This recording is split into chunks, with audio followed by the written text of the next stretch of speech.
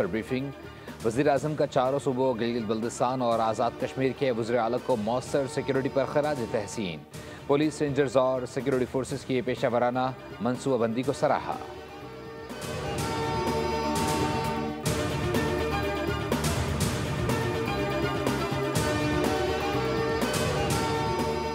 अमीर शाम तो सूरज के साथ डूब गया, असीर शाम के अब तक चराग जलते हैं। नवासे रसूल सल्लल्लाहु अलैहि वसल्लम हज़रत हुसैन रज़ियल्लाहु ताला अन्हु और उनके साथियों की याद। यौम आशूर पर मुल्क भर में बड़े बड़े जुलूस, शहर शहर, गली गली, नगर नगर या हुसैन की सदाएँ। तमाम काफ़िले खैर आफियत से अपनी मनाजिल पर पहुँच गए, जिसके बाद शाम ग़रीबां बपा।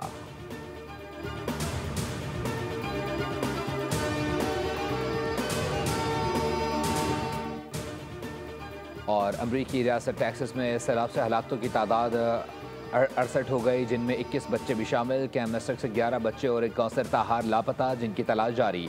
अमरीकी सदर ने केरा और काउंटी के लिए डिज़ास्टर डिक्लेरेशन पर दस्तखत कर दिए। सदर ट्रंप का कहना है कि कई ख़ानदान नाकाबिले तसव्वुर सानहे से गुजर रहे हैं। कोस्ट गार्ड्स ने 850 से ज़ायद अफराद की जानें बचाईं।